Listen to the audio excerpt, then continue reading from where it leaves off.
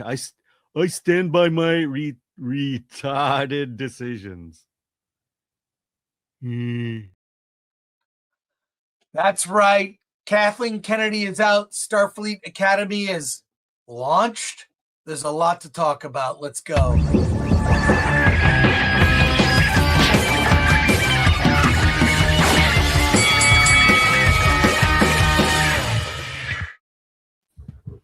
Hey, everybody. Hey. It's Monday. Oh. Let's go. Let's go. Lots to talk about here. Let's get into it. Everybody intro themselves as we begin. What's up, guys? Dante from Riot, ready to talk about Starfleet Academy.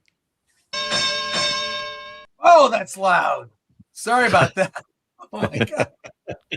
What's up, everybody? Derek Anderson, the DA. We're going to talk about Starfleet Academy. What a disaster. But yo, I hope everybody had a good weekend. Happy MLK Day. What up, Blaine from Criticless. Download us in Android and Apple app stores. And I don't know what to do with my hands.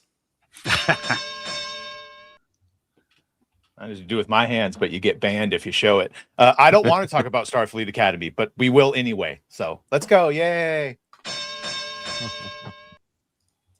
Yeah, Alan Ing, filter, and happy National Popcorn Day. Oh, boy. So you're eating chicken? Chicken. What does that have to do with National Popcorn Day? I don't know. He's a rebel. Let's say hi and see who's here. We got new members. Jimmy eats movies.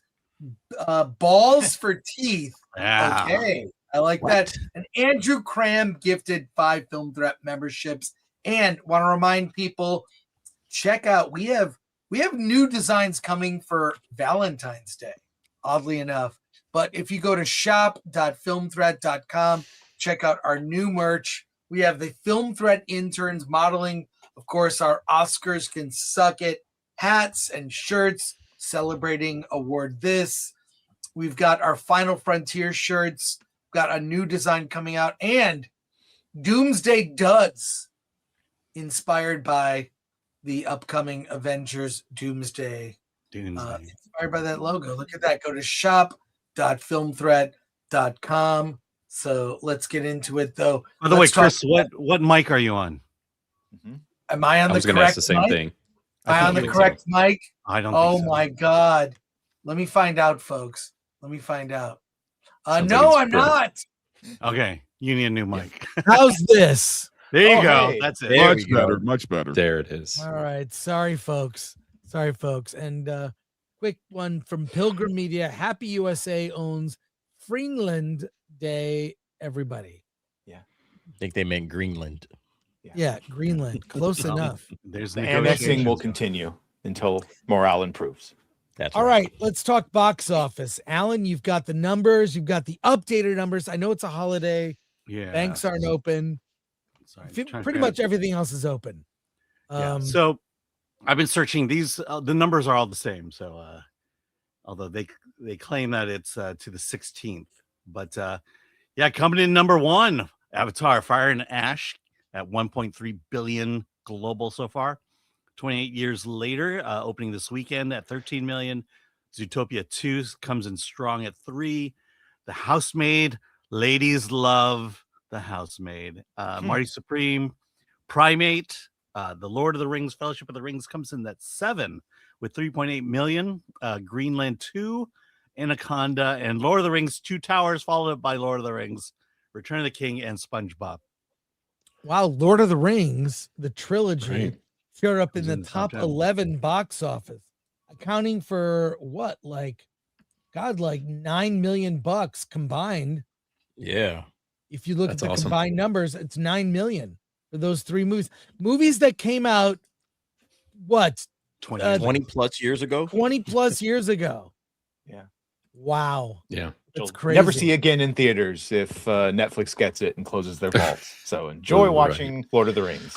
But Avatar hanging in there. What is the combined box office global for Avatar here?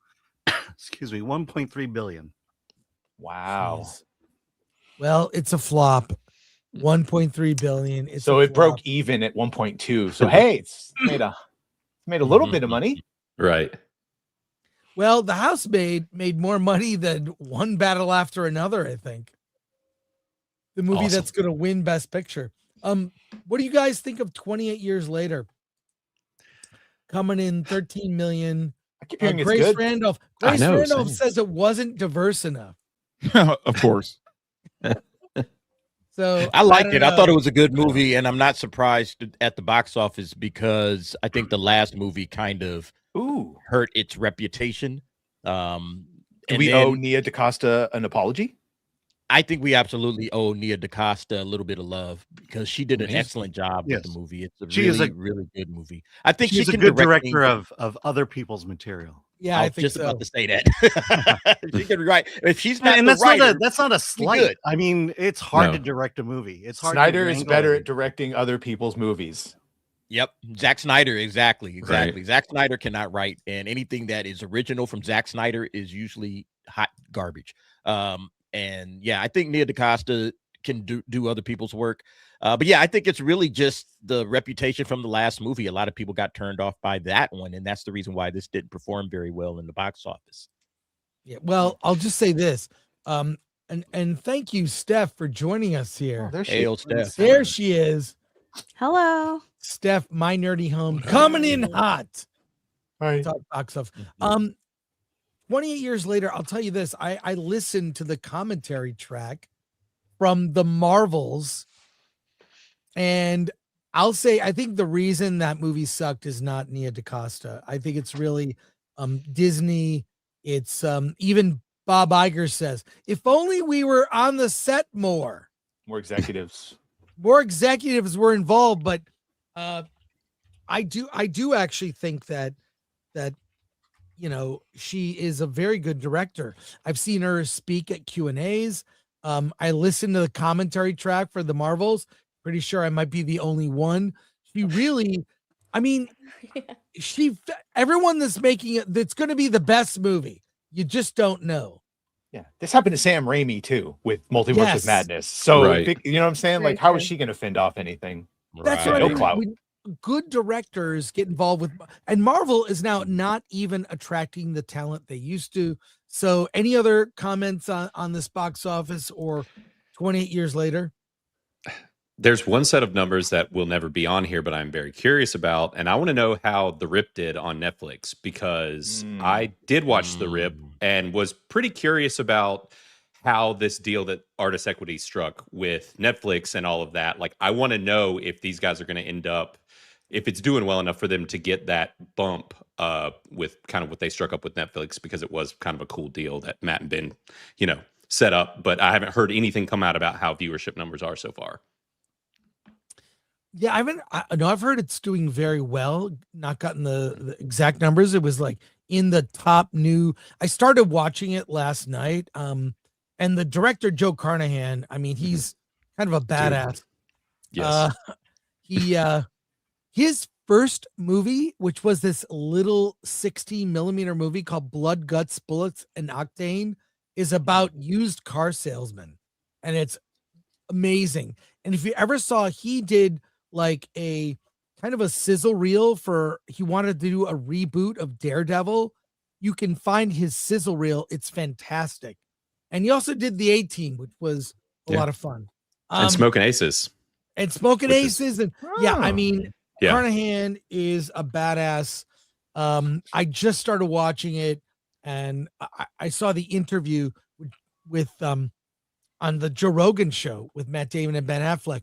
We got clips from that. We'll get to that. Yeah. But I can't wait. I mean, I'd love to see how it did. You're right. But also, as I started watching it, my first thought was, why wasn't this movie in a movie theater? Why wasn't The Rip It's a Netflix. movie with 2 stars?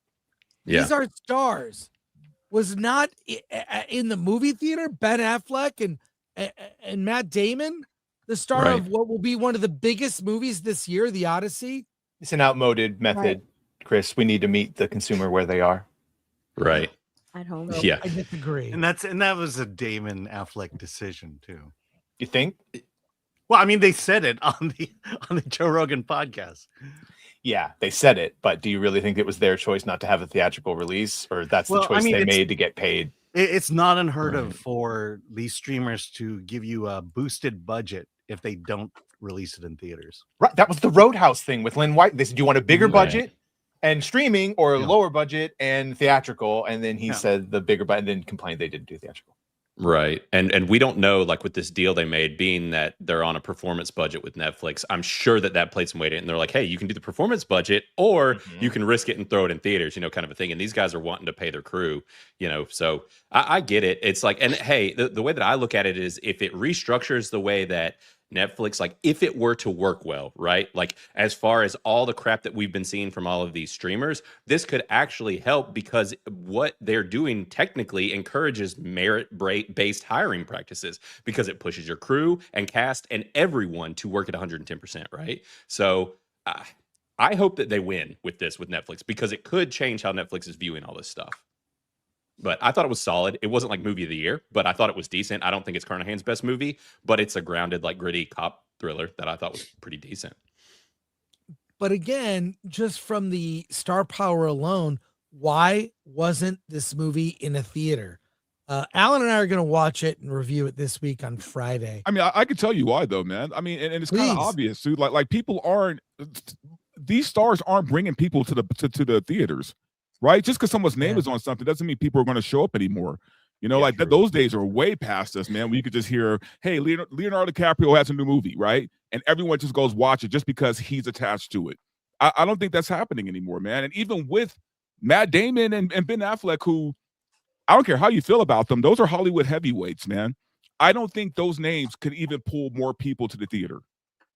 So that's why. Timothy Chalamet, maybe. Chalamet has been, and that's a maybe. And and I mean, you laughed, Badge, but that's true. I mean, he might be the only one that could kind of. He's a movie star. Well, it's because he's connecting with the younger people. Yeah, that's why.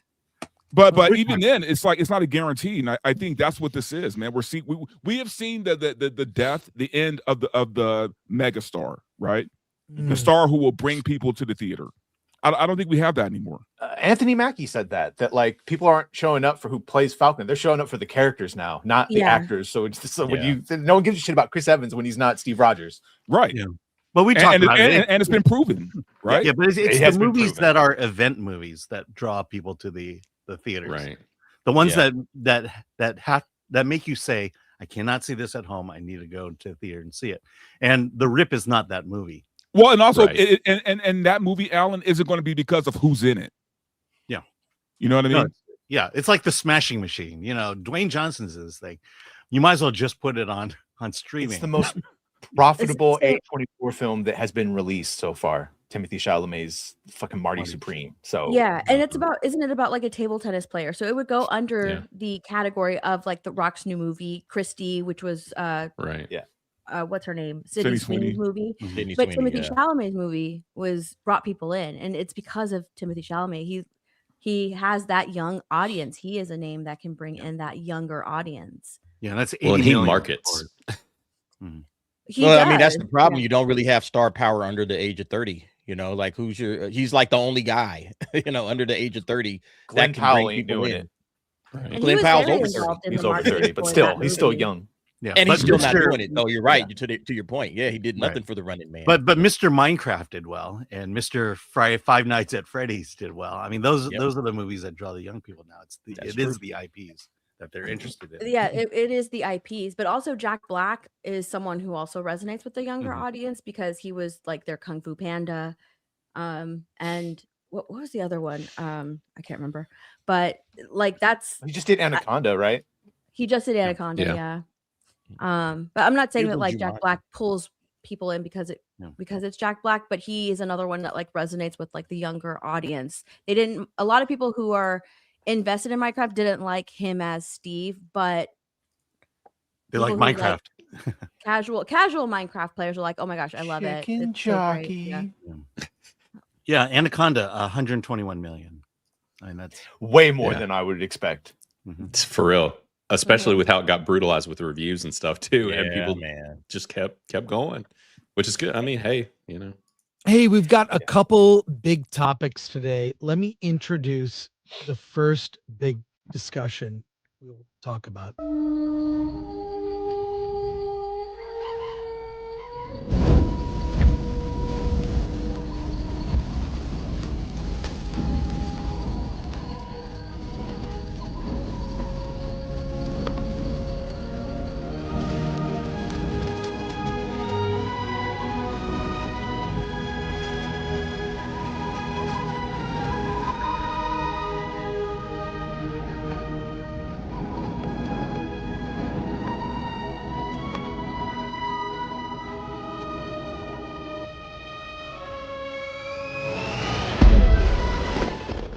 So long, princess. Let's go. Kathleen Kennedy is out at Lucasfilm. Does this change anything? And there are links to a lot of news stories. I think some of these might be memes. Please, free for all now. What are your thoughts on this? Does it change anything? First of all, I told you years ago that this was going to happen, and I'll believe it when I see it. When I see that bitch walk out of Lucasfilm holding her box of shit, then I'll believe it. Until then, it's still a rumor. I don't believe it until it happens. Well, the Babylon Bee says Kathleen Kennedy sad to leave Lucasfilm before she got the chance to make a trilogy about Rey's first period. There's a deadline exit. She's ending. She's leaving. Is that I mean, okay. It's on the Lucasfilm website. They talk about it on the Lucasfilm website. Yeah. It's official. But what are your guys' thoughts? And the thing is, dude, we've been here too many times, man. I'll believe it when I see her walking out that door. Well, I believe she is gone. I mean, it was in the trades, it's in Variety, it's real. Yeah. What does this do to the franchise? Does Star Wars have a chance to come back with fans? No, and it's going to get way worse, actually.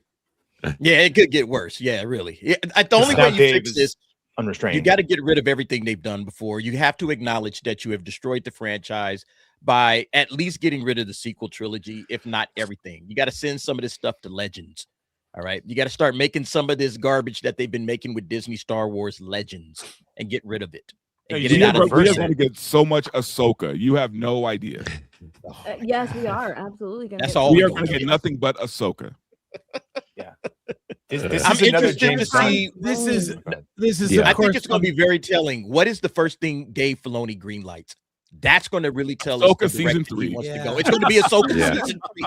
His Thrawn movie, where instead of Luke being the star, it's going to be Ahsoka. So yeah, this is another James Gunn situation where the guy that is now supposed to be in charge of building the world and fealty to the story and characters is now also the guy greenlighting his own shit and is going to get to do whatever he wants. He's got no one controlling him now.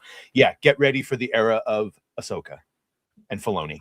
But I mean, look, and even this thing, you can't say that the mainstream didn't know about it. South Park did an episode that spawned the line, put a chick in it, make her lame and gay.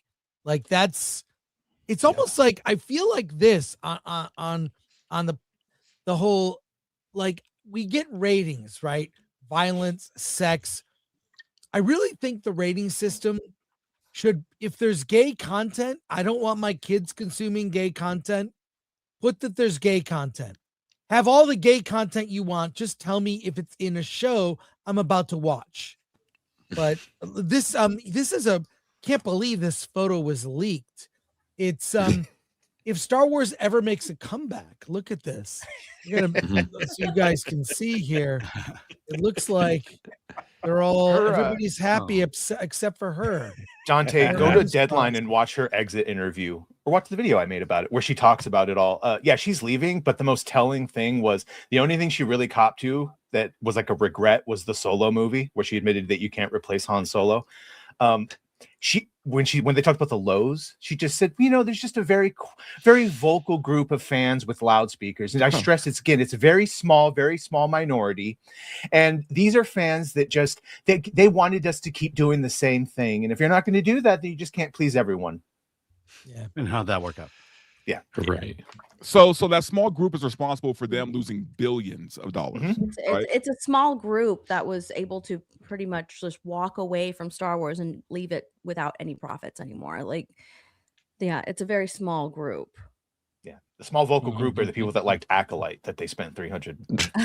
One of the things she was stated as saying was that about Rian Johnson's trilogy is that he got spooked.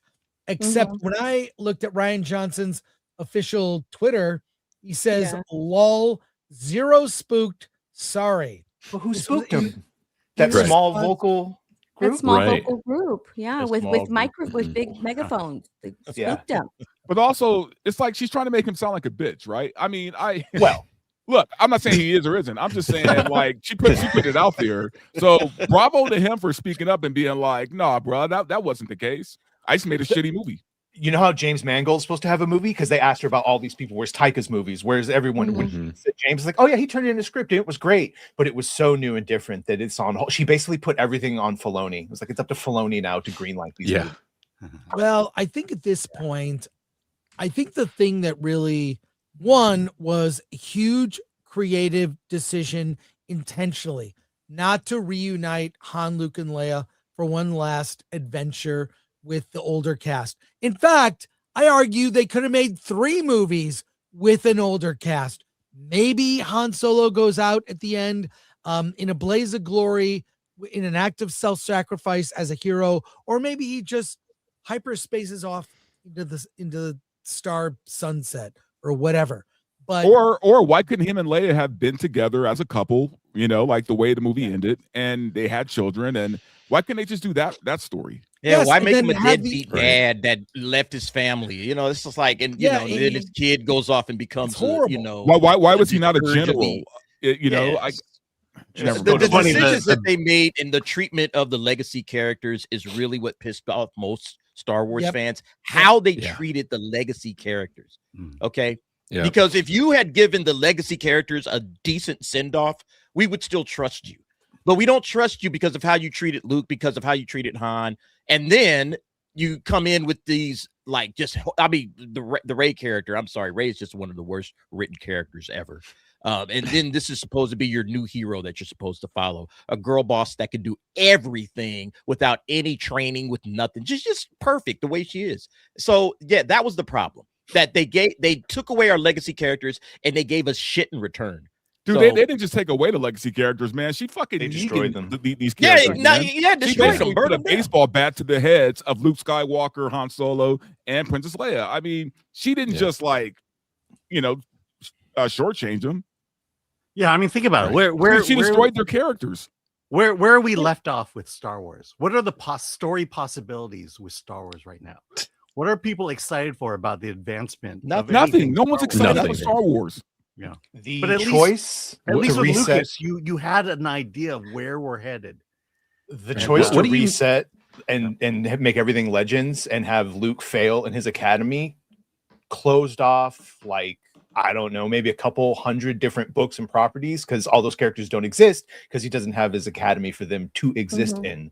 So you've got the ground is filled with ash and death. There's nothing there. Guys, I saw a lot of articles saying that they wanted a Ben Solo movie, that we all wanted a Ben Solo movie. That's what I saw. So, bro, did we? What were they going to do with that Ben Solo movie? It was an intentional decision for them to ruin all of these characters, to put the legacy characters on the back burner and bring these new Disney characters to the forefront and make them better than the legacy characters. In order Forget to do the past, that, you have Steph. to destroy all of it. Like, kill it. That it was an intentional decision on their part, and everything from now on is going to be with these Disney Lucas created characters, and all of the older characters are going to be put on the back burner. They didn't want anything to do with them. Nothing. It was intentional. Let's get these characters out of here. Let's kill them off or do whatever.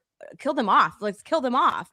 All of them, and bring all of our new characters, because this is what we're going to be using moving forward. It was an intentional decision by Kathleen Kennedy, by all of the creatives, to ruin Star Wars. They really thought that this built-in fan base that you purchased was going to stick with these horrible decisions. They were just like, they had no really thought that like, oh, they don't care that much. They're just gonna come to the theater because it's Star Wars. It's going to be practical or profitable because it's Star Wars. They don't really care. And then they saw that fans actually do care. They were like, well, those fans, we don't want them. We're just going to label them all of these different labels and push them away. And wouldn't you know it, those are the fans that made Star Wars popular and profitable throughout the years. So what happened? Star Wars became unpopular. They brought in a whole new creepy fan base now that only cares about shipping characters and identity politics. And it's not profitable because these new fans don't buy shit. They don't buy anything.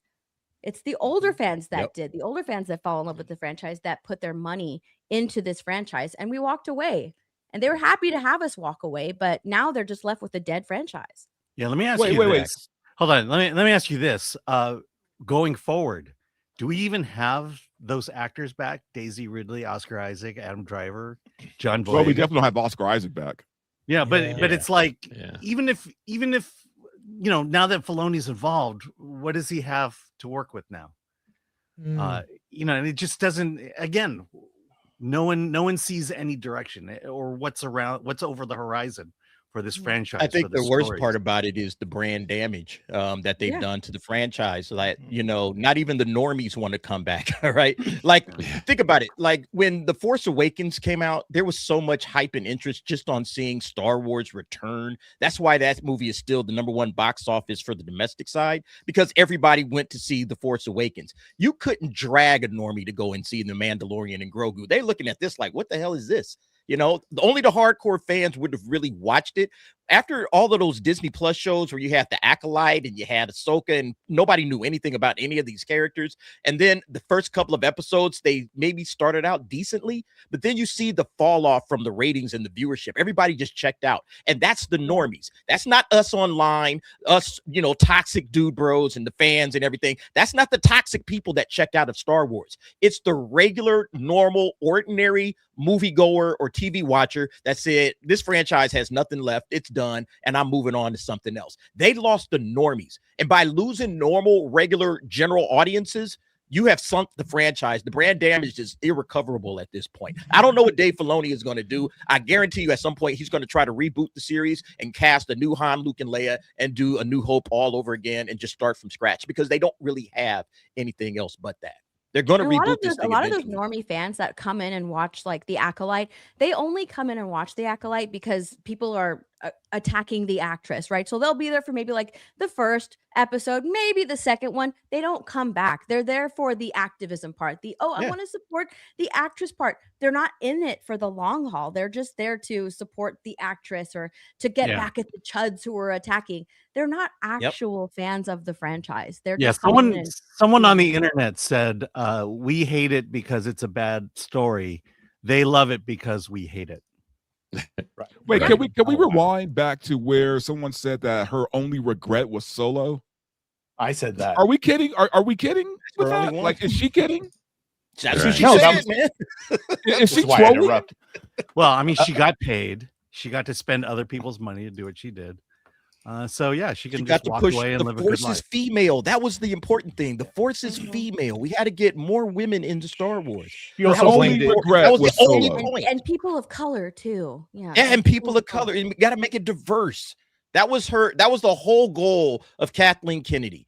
She didn't really have any like ideas of the direction, the vision of the franchise, where we should go with this. That's why the sequel trilogy had no vision. All right. It was J.J. Abrams did a movie, and then Rian Johnson did a movie, and then Colin Trevorrow got kicked out. They had no vision of this franchise. They didn't know what they wanted to do, you know, and they needed a visionary because George Lucas, who is the creator, all right, the maker, he had a vision of what this franchise was, and he was executing his vision every step of the way. Once the visionary is gone and there's no visionary to replace him, the franchise is dead. The only thing that was profitable I love the movie Liar past year were the re-releases of like Revenge of the Sith. That was the thing that was profitable for Star Wars this past year, were the re-releases of George Lucas movies in theaters, because people like the George Lucas stuff, not the new Star Wars. It's terrible. I was there watching. I went to Revenge of the Sith that weekend, sold out. The popcorn buckets, which were expensive, were gone on day one. It was packed. And you could see now, look, there were a lot of people that experienced the prequels when they were younger, and they got to see it now with a little perspective, which is, it was really fun to see people enjoy a Star Wars movie in a theater. They kept it in the they kept it in the theater 1 week. 1 week. That was it. They could have played for 3 weeks. They could have re-released the prequels. And by the way, this last year was the 10-year anniversary of The Force Awakens. There was nothing, not a re-release, not a commemorative t-shirt, not what happened. What happened? Nobody cares. No one cares. Star Wars is not profitable anymore, man. I was going to say, like, I love the movie Liar Liar and with Jim Carrey. And every now and then, like, I'll see something where I'm like, man, I would love to be able to put like the truth hoodoo on some people just to see what they really think and how they really feel. Because I guarantee you, her exit video had nothing to do with how she really feels. If she were being really honest, she would have said, fuck Star Wars, fuck the fans, I hate them all. Like that's what we would have gotten from her if she were being really honest, right? But instead, she made a video where she's just blaming everybody except her. Yeah. Her when she was talking about Solo, she said the reason it failed is you just can't replace Harrison Ford. Yeah, that's but you can fucking replace him because people wanted Han Solo, but we never got Han Solo. In any of the movies, you never got Han Solo, you never got we never got Han Solo in The Force Awakens versions. Right. So now, even if Starfighter is a banger, people are not going to go watch it because they don't trust. You've burned everyone's trust. Right. That's I don't think we should discount though. No, you're good. One thing I did want to keep it like in mind, I brought it up recently, was with Mandalorian and Grogu. It is going to be interesting because there is this weird nostalgia thing with the young kids. Like, I have kids that are in the perfect age bracket for that, where there were all the toys and all the knickknacks and the shit, right? And so there is going to be some interesting nostalgia. I've talked to a few kids my daughter's age, which is like 11, 12 in that age range. And I'm curious if that movie might do well-ish, simply because of that age bracket's like nostalgia and the fact that it's something they can see in theaters. I'm not going to guarantee that it is or anything like that or even try to predict it, but I am just curious because it was such a big cultural thing while my kids were growing up, and I'm curious to see what happens. No mention of the Rey movie real quick because I don't want to interrupt people, but holy hell. No mention of the Rey movie. So when someone in the chat said that Starfire is going to suck because it's going to lead up to Rey, we don't know that anymore. She mentioned Kimber. She didn't say a damn thing about Charmin Obaid-Chinoy's movie or Simon Kingberg's trilogy.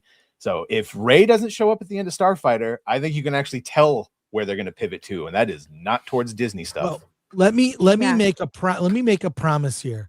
We will never talk about Kathleen Kennedy again. And we probably won't talk about Star Wars. And I don't exactly want to dance on someone's grave, but I think we end this topic with a dance. Kathleen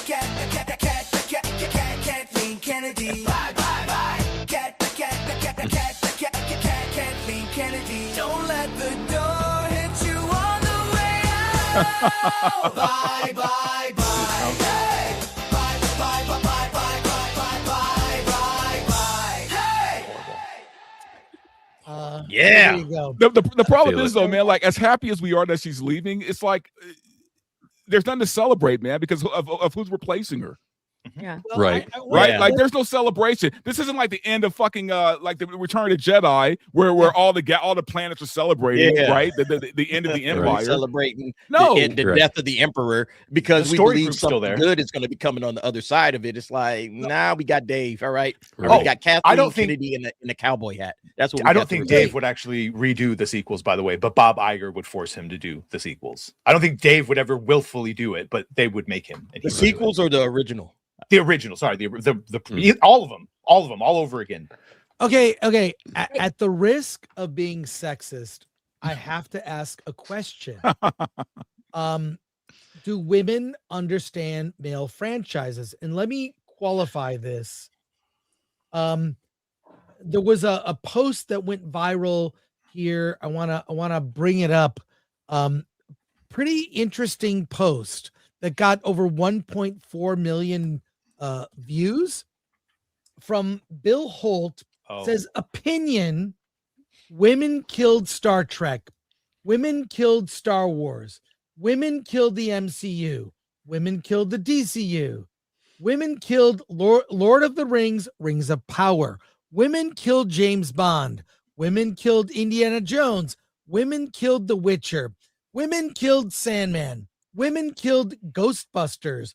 Women killed Terminator. Women killed Alien. Women killed Predator. Women killed Men in Black. Women killed Mad Max. Women killed Monarch / Godzilla. Women killed Charlie's Angels. And women and gays killed Doctor Who. Did I miss anything? 1.4 million views, 5,000 reposts. Does Bill Holt have a point? He has a hell of a point. Now, I'll say this. Many incredibly talented women have been involved in Star Trek and Star Wars. Most notably, Marsha Lucas, who edited Star Wars, George's former wife, DC Fontana, writer on the original Star Trek series. But too much feminine energy in a male franchise, does it work? Is this radical to say? I really want to know, can women understand a male franchise? They're not trying to. They don't want to understand it. They want to take it over. I think, in my opinion, it's the modern woman feminist ideology that killed all of these franchises. The women who think that they are just as equal, if not better, than their male counterparts, that killed all of these franchises, because they take that ideology and that thinking and they try to put it into these franchises. They don't want a woman to be equal to Luke Skywalker. They want her to be better than Luke Skywalker. That is their thinking. That's why they killed all of these franchises, because they don't understand that hero's journey. They just want it a quick thing. They don't understand the struggle of that, the heroism that comes with that. They just want to be better.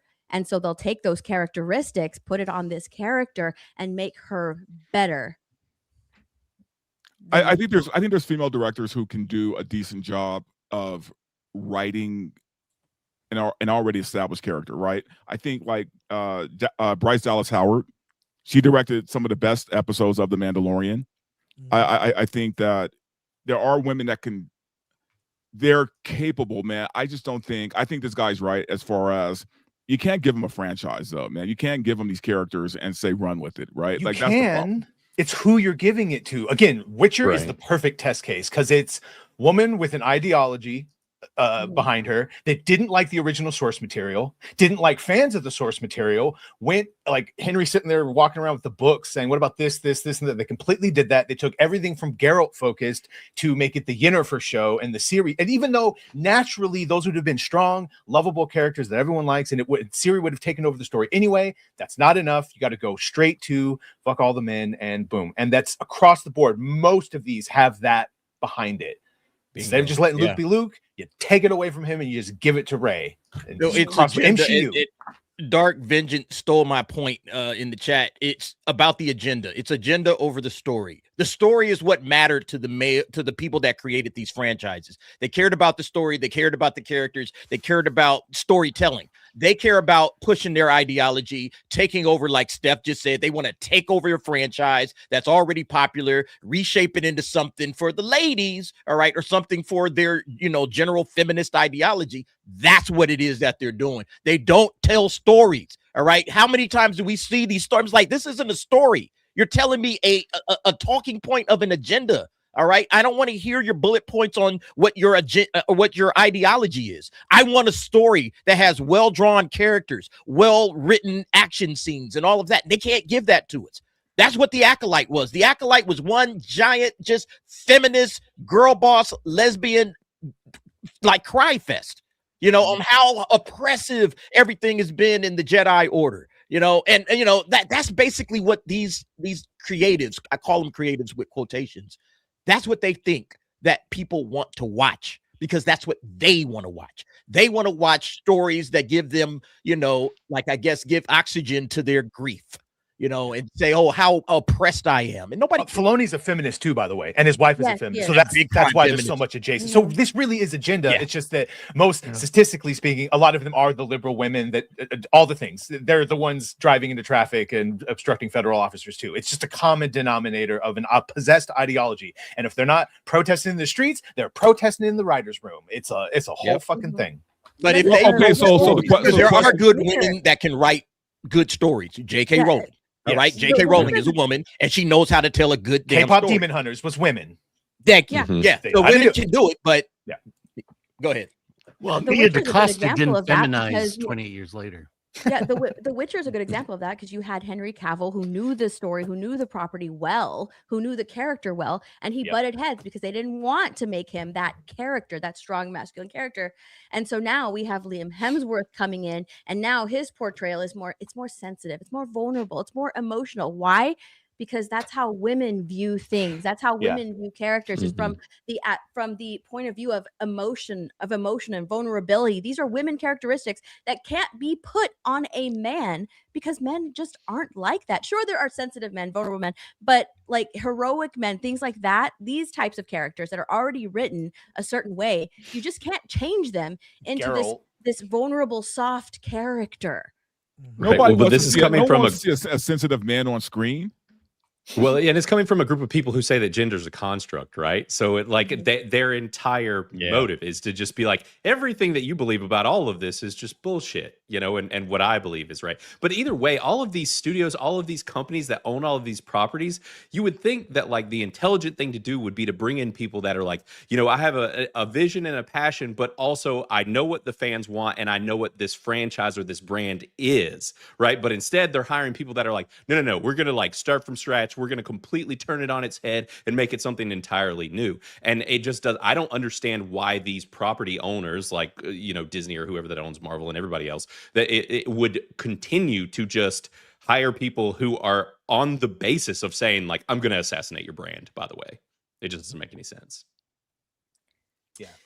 I think it's because they thought that in the future it'll be more profitable, and eventually it'll become profitable. Eventually the audience that we want will come, right? That's why it was based on an eventuality that we're doing the right thing, we're going in the right direction, this is really what people want, and eventually it'll become profitable. When in reality, like even now, I think the Disney park Galaxy's Edge, which was based on the sequel trilogy, is now bringing in characters from the original trilogy and finally putting in John Williams music. Like that's how it should have been, but they were just like, no, eventually the people will like it, people will get on board, and that just didn't happen. So what are they doing? That's across the board, right? That's not just Star Wars. That's with all the woke shit. For 10 years we got all the woke supplied by all the BlackRock, State Street, and Vanguards that like, no, we know you're going to lose money, and everyone that doesn't get on board is toxic and racist and sexist. You saw that we still see it, but it doesn't work. They thought they could like subsidize them through the tanking and that we would eventually get on board with the plan, but we're not, because there's just certain things that are in.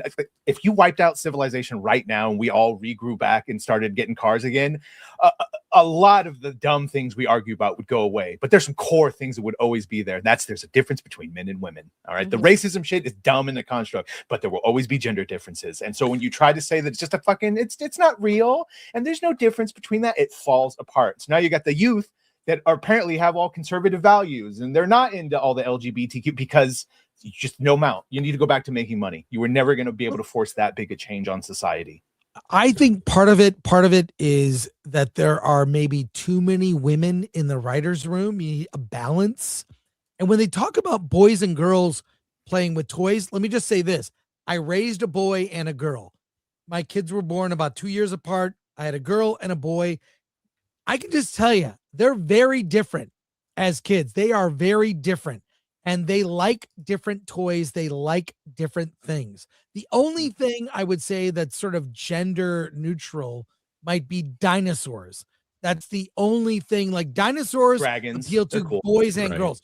But the way that they say that boys and girls play with toys, boys want to be, say, Batman. A boy wants to be Batman or be Superman. And a girl wants to turn Superman into her. Yeah. So that's why you get like all these there's so many cases of a male comic book hero that suddenly has a female version, like a Supergirl or a Batgirl or a Shazam family, Captain Marvel family, whatever, but never the other direction. Never But the also, direction of they can like be done well. What? Like those characters that you just said, She-Hulk. She-Hulk was a perfect example. She's fun in the fucking comics. Yeah, in the she's comics. super fun. One of my favorite characters, right? man. And Supergirl can be written well. They can be done well. But then when you get someone like Jessica Gao, who specifically made She-Hulk to dunk on the toxic white males and made it a whole meta thing, right? It's all just attack. They like it because we don't like it, as was said earlier. Agenda it's all over ideology. Agenda It's all that's what woke is. Agenda over story and character. So yeah. We got a lot of comments here, so let's go to the comments, and we'll get to Starfleet Academy next. Speaking of agenda, we're trying to stall. Can you tell? Yeah. Ashy slashy pinhead for 2. You got to save your picture with transparency so you don't see the grid. Loved Song Sung Blue. Thanks for recommending, Chris. Oh, thanks. Everyone should see that movie, Song Sung Blue, and now it's on VOD already. Wow. Not happy about it. Should see it. Well, it made a profit at the box office. Let's put it. Yeah, it did. Did it it? did make money. Oh, good. Andrew for 5 Film Threat memberships. Thank you, Andrew Cram. Thank you, Andrew. Appreciate it. Helping spread the love. Axel's Abode, member for 17 months. Yeah, meet the consumers who don't pay attention. Yeah. Second screen viewing. At GraphWeb for 2. In the name of all that is holy, #cancel Disney Plus. Thank you, GraphWeb. Thank you. Spade for $4.99. I honestly believe the reason they're making IPs so bad so people can no longer use them as escapism and just make our life more miserable. Yeah, that would be the plan. Last Boy Scout became a member. Shout out. Oh, thanks. Dissident for 2. Social engineering is easier with new characters. True. Donald J. Skywalker for 5. To the panel, do you really think they honestly thought Disney Star Wars would work as is? Or they thought, are they that stupid? Or is it deliberate great shoot? It's what Steph said. They're deliberate and stupid enough to think that they could tank through and that the fan, fuck them. We got them. We need to get those new fans, those old fans. They'll get whatever we want. And they found out. They'll eat our slop. Don't worry. Yeah. And then as she said, now they're putting OT trilogy characters back. It's way too late, but Archer Merchant for 5. If it's true that the Acolyte was all Filoni's wife trying to push her occult views into a show, it's a valid question if things will change or not. Yeah, her and Dave are feminists with agenda. So Brandon Powell for 4 months. I just had a large late stage revelation about the sequels. The Skywalker line, yes, dies at the end of Rise of Skywalker, Rise of Palpatine. What an awful franchise. Right. There's a meme going around where they talk about like everyone's dead, and then like Rey takes on the Skywalker name for reasons. Why exactly? It's not explained very much. Palpatine won. His bloodline is still alive in the guy. This is why I would not be upset with a Kylo Ren movie, because at least he's a fucking Skywalker bloodline. That's true. Yep. Ulf for $4.99. It's modern women that killed these franchises. You know, the ones with beards and cocks. Yeah, those women 2.0. Thanks, Oliver. I like the OG version.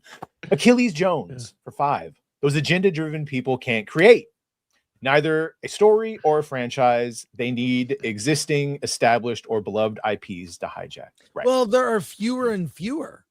I mean, They've think done it about all. it. What franchises are there even available to redo? I mean, Back you to the could Future. you could reboot things like Krull or the Black Hole, but does anyone like outside of me even remember those? Zardos. You know, these were not huge hits. Krull and Black Hole kind of tanked. They're kind of beloved in a, you know, they were different for their time, and so yeah, I don't know. There's what other IP is there to ruin? They just got through destroying Tron. I think, I mean, once you destroy Tron, that's it, man. You scrape the bottom of the barrel to hit these bad franchises or these decent franchises. I think it's over. Thanks, Achilles. Unironically, Zardos would be good for them. They'd love it. The penis is bad. The gun is good. All right. Pilgrim Media for 2. These theater kids are not going to give up. Well, I'll say on Zardoz, I watched that movie recently. I forgot there's like a lot of nudity in that film. Yeah. It's weird. It's like, oh, wow. Forgot that. Probably because I watched it on TV. I don't know how they got Sean Connery to do that. Yeah. Remember, that's back when movies were great. Bean. Yeah. For a year, Lord of the Rings trilogy's adapted screenplay was by 2 women. Yeah. Yeah, exactly. Yeah. So It can be done. All right, let's talk about it. Starfleet Academy. I want to know what you guys thought. The first 2 episodes are on Paramount Plus. I don't expect you to have seen both episodes. But do. from what you've seen, what do you think?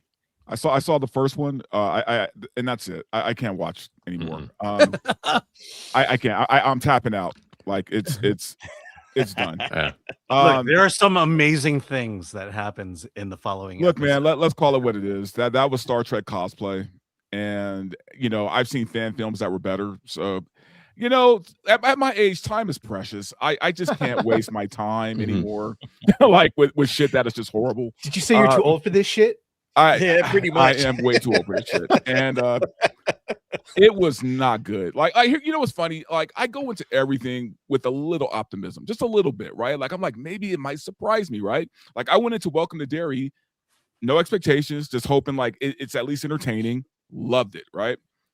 Yeah. Welcome to Derry. Oh, dude. Starfleet Academy was something that, like, honestly, I'm watching it and I'm not even like a Trekkie, and I was getting offended at the shit I was seeing. Like, that was a mockery, dude. Like, that was bad. Like, maybe I'm tripping, but that was god awful. No, you're not tripping. No. Right? No. Like, I'm like, maybe my meter is off, but that was like one of the worst things I've ever seen. No, I commend you. You admire finished the its first new- episode. Yeah, I admire its new take on leadership. You have Chancellor Aki, who is kind of the this is what a female leader is, kind of like a Tim Walz type character. And,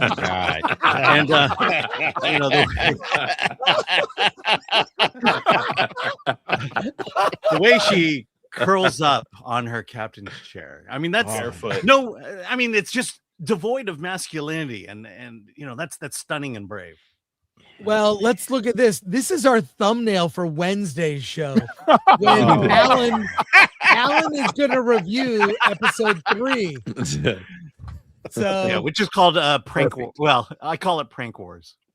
Wait, so no one else watched both because I watched both episodes. No one else watched. I saw the first episode and 4. like the first 5 minutes of the second episode, and I was like Dante. I'm like, yeah, it's more watchable than the last couple seasons of Discovery, and it's nowhere near as bad. Section 31 still takes the cake, but it's cosplay. It is fanfic. Yeah.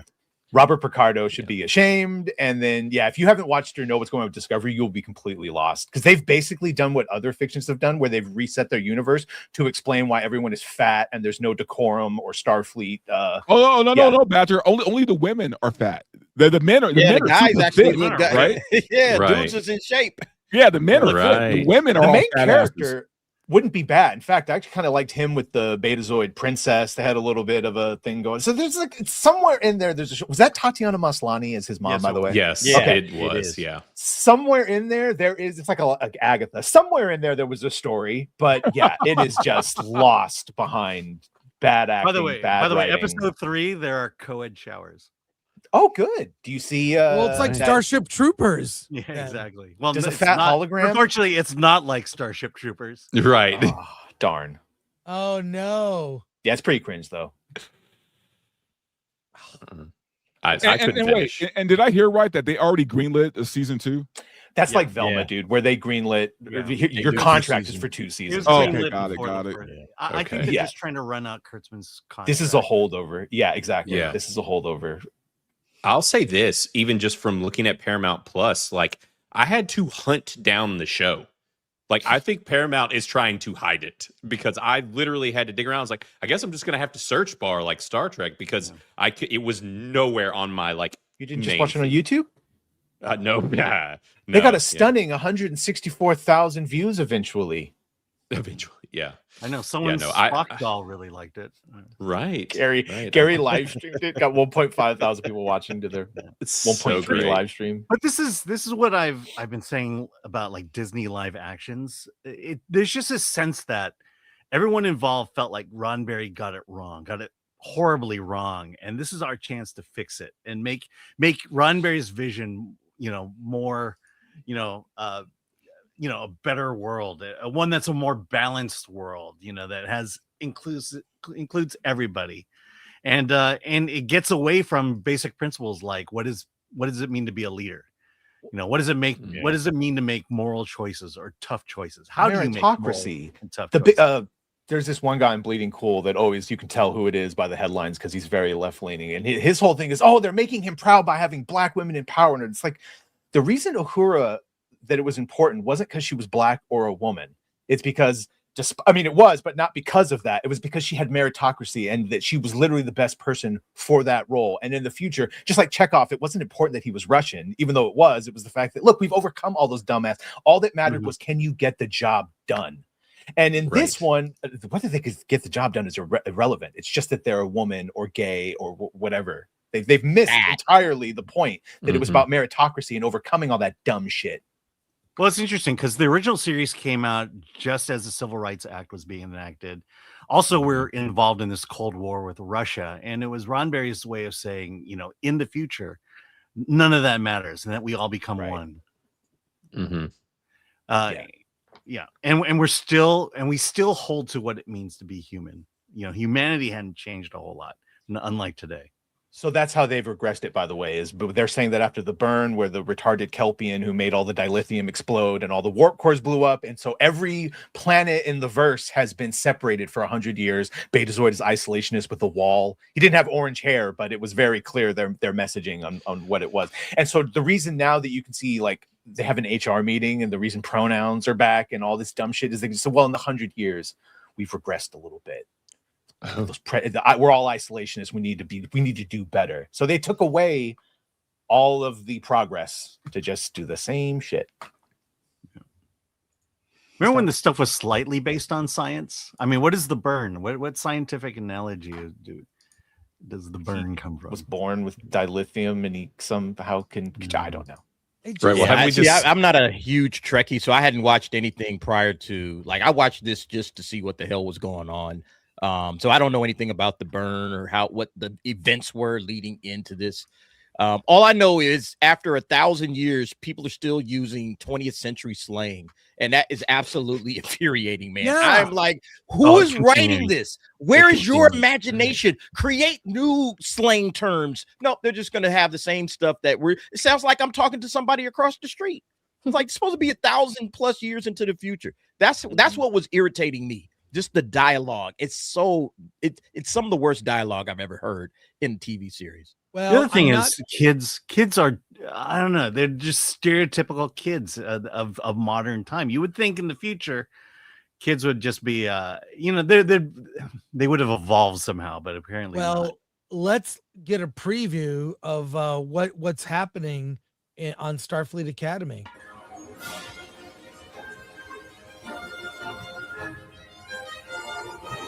Where are we? We transported you to this time and date to stand trial for toxic colonization. We are explorers like you. We treat every civilization we encounter with respect. I've heard enough from you! They thems take the 3 galactic colonizers. They thems sound crazy. How dare you assume what gender I identify as? Captain Kirk and Spock are textbook examples of systemic racism in a toxic man's world.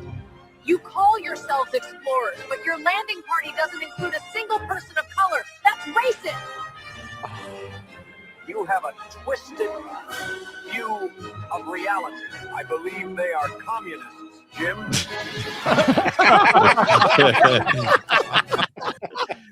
All right, it's bad AI. I mean, how did you guys get? How did they get clips of episode 4? By the way, see, this is what AI was meant for, man. Yeah, exactly, man. That's how I want it used. But I just, the whole thing is this: we just had a discussion about Star Wars being dead and not being able to be brought back, even with the exit of Kathleen Kennedy, is not going to fix it. Is this where Star Trek is? And I don't even know. I don't even want to talk about the starship Athena, that when you look at it from the top down, it looks like it very clearly is a vagina. It is very clearly a vagina. And what did Alan say? If you lick the saucer, what'd you say, Alan? If you lick the ship's tip, everyone on board gets excited. and the hint is use the alphabet. Wow. Anyways, I don't know if you saw what the ship looks like. It looks kind of crazy. I'll bring up a photo. I got a photo. I hate that future tech they have where the nacelles aren't connected, so it's all floaty, so it can rearrange, and it's also the Academy, so the ship just lands and saucer separates, and it's now the Academy, so they can get it off the planet when they need to. It's the only thing getting off watching this show. This is just a holdover, though. We got to get through this and the second season, and then they've said whatever they do next will be unrelated to the JJ movies or the TV shows. And we always say this, you could actually bring it all back. You just have to make something good and then do that 3 times in a row. Star Wars is dead. And then that Beggar's Canyon AI video came out that just had like a normal looking Luke and everyone blew it. Like it's all come back. You just have to actually do it. Yeah, but the problem is it's never really going to come back, right? Like the stuff that the stuff that we get excited about now is all from AI. Not the day old. It's not from a studio. Right. Yeah. I mean, look at if you can't get people excited, I see what you mean. If you can't get people excited about Doomsday, man, like I'm sorry, I don't think any other franchise has a shot. Oh my Trying gosh, to look at that upside down. Here is the USS Athena from the top down view, and the nacelles, I guess those are nacelles, look like angel wings. It's like one of those, you know, that every time a woman sees some graffiti with angel wings, she has to take a photo of herself in front of it, so she's like an angel. Right. Am I wrong, Steph? No, you're not wrong. Same thing with butterfly wings. Yeah, I was about to say this is like, oh, take a photo of me here. Like it's like this is like that, but also from the top down, as Alan correctly pointed out. What'd you say about licking the alphabet or whatever? Yeah. Just like they're just trying to give people ideas for like lower back tats is all they're doing, you know. Yeah. By the way, not only do people, it looks like a tattoo, a shoulder Pretty tattoo. much, yeah. By the way, not only do the people get excited, but the ship self lubricates itself. Oh my god. Oh my god. I just wonder, like, are the people, and you saw what Gary did, Nerdrotic. His live stream of a Spock action figure had more live viewers. I think it was like 5,000, while they had at their peak, they had 1,400. A brand new Star Trek show. Now, this gives me no like pleasure. It makes me sad to think that the cultural relevance of one of my favorite franchises I grew up with as a kid. I watched it when I was 7. I watched it now as an adult. I mean, I've watched Star Trek, and look, like, there are things to appreciate. There's almost nothing good to take away from this garbage show. Look, man, it would be one thing if like us old fogies are like, oh, this ain't my Star Trek, right? But the young people aren't watching this shit either. So, so I ask again, who is their audience? Yeah. Their audience are the people that made it. Yeah. In that Hollywood bubble, the writers and the actors that acted it out, and anybody that's like them. And it's not enough of them. There's not enough of them to create an audience. So that's who the audience is. That's who they wrote it for anyway. You know, and they're hoping that there's going to be a big upswell of people watching it. Nobody's coming to watch this. Isn't it a good thing though, Chris, that people aren't resonating with it? Because it would be far more worrying if people were like, "Oh my god, it's the best Star Trek ever." Like, what the fuck are you talking about? Like, the fact that it's being soundly the fact that it's being or even in some cases, which is fine, but it's like the fact that it's being soundly across the board, it seems to be rejected, means that Paramount is right in going away from that and Kurtzman. Let's you're not wrong saying like the audience is the people that write it. Yeah, I mean, look at She-Hulk. It was made for the Jessica, what's her name, the one who wrote it? Jessica Gao. Jessica Gao, yeah, she made it. They made it for themselves. They made it like, oh, haha, this is for us to make fun of everybody. The Acolyte, Leslie Headland, made it for herself. That's who these are made for. Those They're two not chicks made were the for best fans of Star Trek. characters. I mean, I guarantee you, in a week, no one will be talking about this series. Well, is the black guy not YouTubers wearing will. a shirt? It's a mesh. It's a mesh shirt. So let's see what the actor who plays Jaden, a very manly Klingon warrior. Here's what he has to say. I think that we are redefining what it means to be a warrior. You know what I mean? Like, a warrior doesn't always mean picking up, a weapon and going into battle. There's like a lot of other battlefields. Literally a warrior. And so no, you I haven't seen think that's what we're doing in Starfleet Academy with Klingons.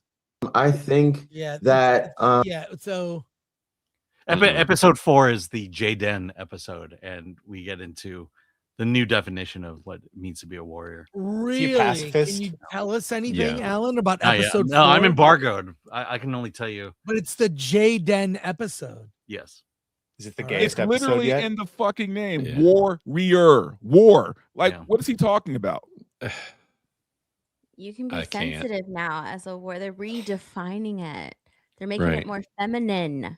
He says it in the very beginning when the chick that actually acts more Klingon, don't you desire a glorious death? I desire a valorous life. The fuck does that mean? Oh man, it means. Yeah, Badger, watch that 4th episode. It means he's a power bottom. That's what it is. Yeah, right. Let's just say that just having a twerk off. That one character may look tough, but she has empathy. You guys missed the second. I think it's the second episode where she gets wounded and she spends the entire episode. That's the first episode. It's so bad, dude. It all merged together in just pain and suffering. I know. Correct me if I'm wrong, because I was a little high when I watched it. There wasn't there like a fat chick who swallowed her communicator? Yes. Yeah. I accidentally ate my comm badge. Like, wait, what? Okay, so I didn't imagine. You did not imagine that. No, that's actually a line that she said to the doctor. It was and that's stupid. The biggest problem of this whole series is it doesn't take anything seriously. You know, it everything's light. Everyone's it's basically, as Robert Meyer Burnett always said, it's Joss Whedon. Someone's channeling Joss Whedon and has made this series. Right. It's like a Disney Channel show. That's what it felt like to me. Wow. Like just a bigger budget. Degrassi, Star Trek. Trek. And see, the thing is like I think Steph, or I forgot who said it. They have to do this within the Star Trek franchise. Otherwise, they could never sell this outside of Star Trek. Nobody would watch it. Nobody would even talk about this if this was random space academy show. You know, no just not connected to any IP. No one would despise it as much if they had just gotten rid of all the Star Trek branding. You know, maybe you can make the case for teens in space, but this is and it's the messaging that bothers me. Because it's not messaging you would expect from Star Wars. It's very socialist. It's very DEI. I mean, look at that first episode where Caleb basically dooms the entire ship and the first class of Starfleet Academy. Everyone should have been dead at the end of it. And it's the analogy I use is: here's a kid who burned down his house, almost killed his family. But because he was industrious enough to grab the garden hose and try to put the fire out, that everything's okay. You know, he is absolved of the mistake he made. You guys mentioned Degrassi, man. I would kill for the writers of Degrassi to write Star Trek, because this shit is just bad. I'd rather have Star Trek Degrassi. Yeah. Wow. Yeah, I agree. Are you guys gonna keep look, if you weren't on YouTube covering this stuff, would this not even be like? I mean, not a chance. No. Oh, I'm already out. I'm already out. I'm out anyway. What? Right. And the thing is like, even making videos about this, I think that the fan base is so checked out now. It's not even like when the Acolyte came out and everybody was able to ride the grift wave. Like, I don't even think we ate so good during the Acolyte. Yeah, the Acolyte was great. Man. Right. No, that's not going to happen for this. Just no one's going to give a shit. Yeah, I don't think anybody cares. Although I'll say this: the one thing that also bothers me, the scientific inaccuracy. I mean, new Starfleet vessel unable to reach warp speed because crew is too fat from the Babylon Bee. But I pointed out that crew members on starships have been able to achieve warp speed for a long time. Of course, I'm referring to Engineer Scotty later in his esteemed career. Him and Fat Riker, they get passes, all right, because it's just the one-offs. So the thing that I don't get, like as far as like logic goes, right, is even though Star Trek is a major franchise, it's huge. It's still very niche, right? Like to be a true Trek fan, it's a very niche thing. So yeah, everyone knows what it is, but you know, on a very general sense, right? Like I watched it with my grandfather. Many guys my age watched it with their grandparents and their parents, their uncles. It's very generational, but it's still very niche. You're a studio who has you've failed how many Star Trek shows already? 4? What's been Kirk's been run? Like 3, 4 shows? Strange New Worlds, Discovery, Lower Decks apparently is good, but it's animated. And then there was the Prodigy one with Janeway that people like. But really, Discovery and Strange New Worlds have been pretty fucking okay. cool. So and at least Section 2 major 31 shows movie. that you have already failed. Yeah. Why not try to make money? Like, why not try to like bring in that old niche crowd and try to make some real money? Well, I guess Try I to make kind of did that with fans Picard, happy. right? Oh well, Picard was a fluke though. Right. Right. Yeah, like season Picard 1 was, and 2 it were wasn't supposed to terrible. be Season that good. 3 was the good one. Right. Yeah. The last report was that after this, they're moving away from Kurtzman and the JJ. It's going to be unconnected.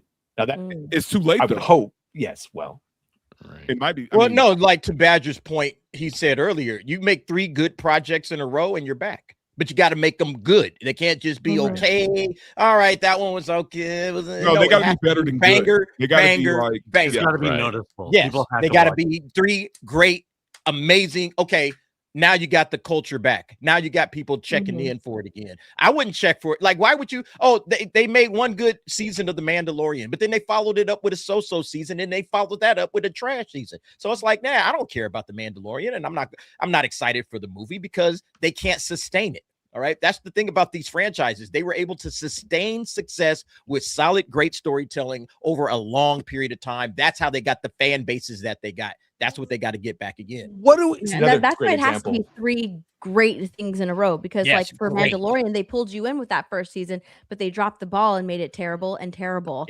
Right. So they can pull you in and do a 180 and put in their agenda thing after they pull you in. Speaking of pulling that's you why in, it has to be 3 good, great things in a row, and not just we're gonna pull you in. Great just shot, so you're Chris. here. And while you're here, we're gonna do a flip it and do a 180. I'm trying to get a photo. What do we think of Holly Hunter, and what do we think? This is from the red carpet premiere in New York. It's an unfortunate, still, but what do we think of Holly Hunter? Well, no, maybe not unfortunate. That's still on purpose. The woman the actress who plays Uhura, she's very good actress. What are our thoughts?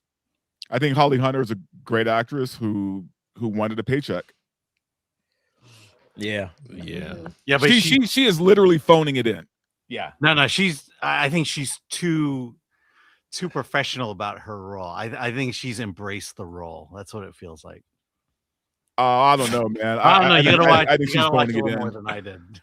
That's the face she made when we said women have ruined every single product. I don't think ruined. I mean, based on the photo, I'll just, we'll leave it there. No, that's a sex doll. Yeah. All I kept hearing was Elastigirl. I just kept hearing Elastigirl every time I heard her say something, man. That's another great example. She's really pretty, and Uhura is supposed to be fucking hot. Like, always was cute, and they tickle her hair off in the that series. Actress who plays Uhura is objectively an attractive woman. Oh, hell yeah. Very In her beautiful. younger days? Are you kidding On me? the show, they uglify all the women in these shows. They really, because you see them on the red carpet, they're dressed very sexy, attractive, but then you see them and it's crazy. It's so stupid. So you know what it feels like? It feels like Starfleet Academy feels like watching like a live action of like Dragon Age Veilguard, right? Like that's what it feels like. Yeah. Like I don't know if you guys ever the NPCs, yeah. It's like a live action version of that where all the women are fat, atrocious, and most likely LGBTQ of some kind. And all the guys are fitting in shape. Right. Crazy. And sensitive. It's And the one sensitive, positive so is the they're main poets. character is in shape and straight. Yeah. Mm-hmm. That's where we are. Right. Well, actually funny because all of this stuff just does feel like fan fiction. And it's funny. My sisters, they have a company where they actually put out books that are basically like the lady smut stuff, the books. And they talk about how they design a lot of the book covers and stuff. And they constantly are having customers come after the artists for the covers because the women on the covers aren't fat enough and the dudes aren't ripped enough. Minotaur milking. Did they do that one? Yes. Hey, look, I wouldn't put it past them. Now, But it's Blaine, like that's what when the you show say feels they, Well, no, that's why like a lot woman.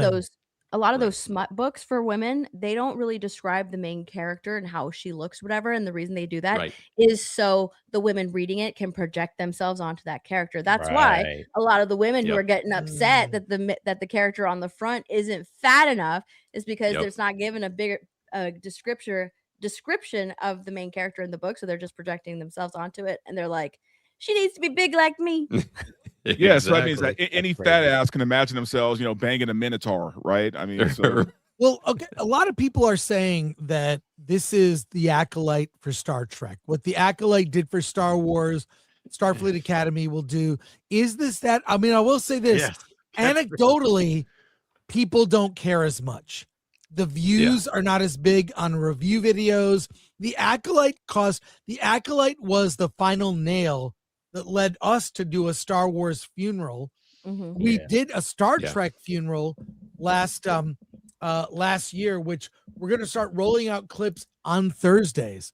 Clips from the funeral on Thursdays with new episodes. But I get the sense that people aren't even outraged.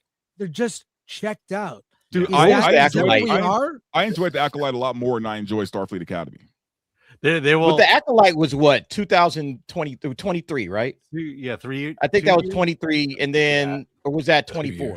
Kenobi is what actually took out a lot of people. Kenobi pissed off a lot, and then Acolyte finished it off. So Discovery I and think it's Strange been New World, like the Acolyte was, it was like the last one that everybody was just like, you know what, I'm done. But it was like we watched those videos because it was so bad. That it was like a good takedown, a final good takedown of woke Star Wars, Disney Star Wars. It was a good final takedown. And then people just checked out after that. I think people are done with this. They're like, and then Snow White, remember Snow White last year? That was terrible. So it's like people are sick and tired of seeing these great characters and franchises destroyed. I'm sick of it. I'm tired of it. And it's fun to watch these guys take it out, but I'm even tired of that to a certain extent. I just want to get back to enjoying things. I want to enjoy what I'm watching and not have to watch a bunch of YouTubers rip it apart. So I did a couple of videos. I did a couple of videos that did fairly well on it, but I just don't have the energy. I don't have the energy to keep going, man. It's just it's frustrating. I'll just say that there's no witches episode yet. But oh my God. Are there witches? But the thing is, I think if you're gonna ask me if it goes gay, it feels like it's heading in that direction. They're scissoring. Well, let me. I wish it was the scissoring, but it's not. Well, let me end on a positive. Alan has given us just a tip. Right. Let me end on a positive. We have a t-shirt. We have a t-shirt going on sale in the Film Threat shop later this week, connected to our funeral. Let me just share our it says, let's see. I don't know. Can you guys see that? It's it says I can see it loud and clear, my friend. It says it's Dead Jim. Let me zoom in. Yeah, make it bigger. Here. Intern. It's Dead Jim limited edition shirt on sale in the Film Threat shop. That's just in celebration of our Star Trek funeral. It's more dead. But, the image should really be curling around the side.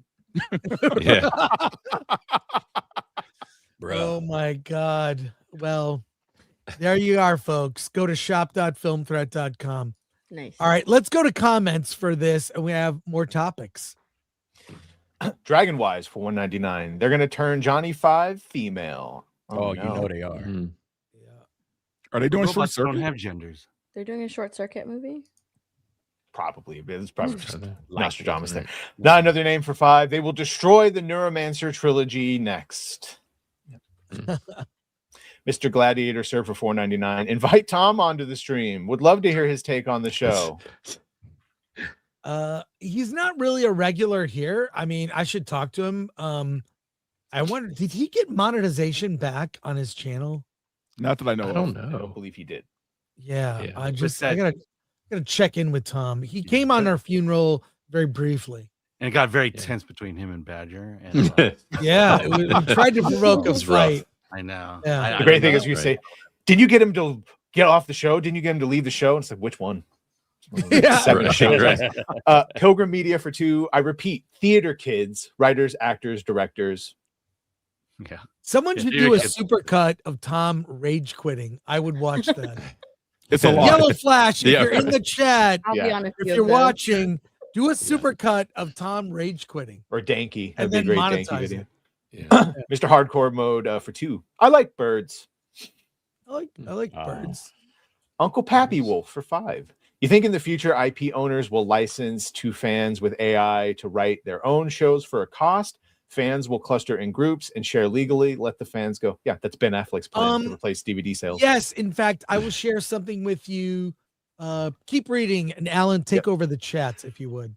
No spot. Oh, the no spot for 5. At official Buzzline is claiming in his vid that Paramount canceled the 2nd season of Star Trek Academy. Holly Hunter lost her shit. Well, that would be fun. All right. That would be fun. Napsky for 10. Talk about good writing. The Twilight episode, The Monsters Are Due on Maple Street from the 1960s is exactly how the protesters are acting right now in Minnesota. That show is indeed timeless. That's one of the great episodes. And that was the first episode of the Twilight One Zone. of the greatest episodes ever of the Twilight Zone. Fantastic and so topical. You're right. As of today. Yep. All right. Retro Meister for 5. You know that Paramount lost the moment Greg Gutfeld mentions a live stream of a Spock action figure had 3 times more views than the show I saw itself. that. Yeah. Well, that was great. We can sit here and complain all day about Starfleet Academy. Let me show you what could have been. This is a channel that does, and maybe AI is the future. Maybe it is the future. Let me show you. Would you be pumped to watch this show? Just watch this. Give it a try.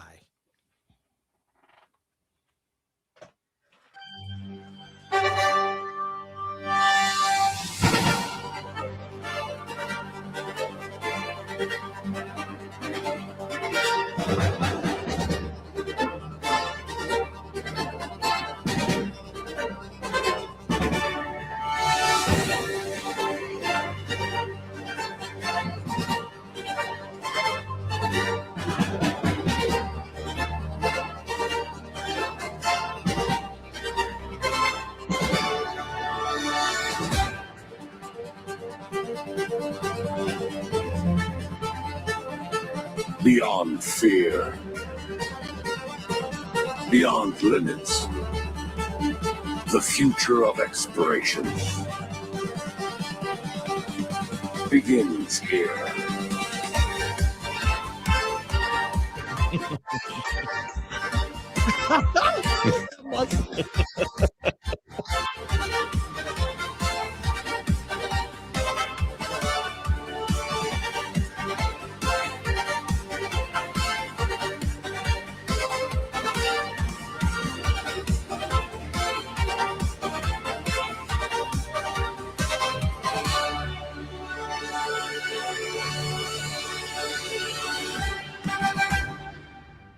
Come I would watch the hell. Man. I would watch the hell out of that. I mean, I would watch For that every real. week, Yeah. man.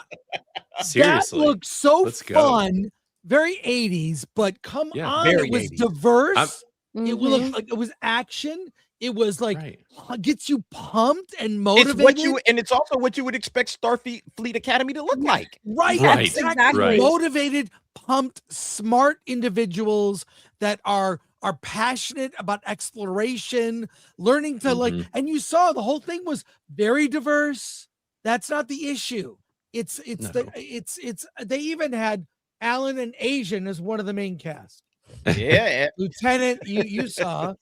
I mean, you know look, what? The one thing we didn't talk about though was, and in a way, kind of like the highlight of the show, but like not in the right way, was Paul Giamatti being completely over the top.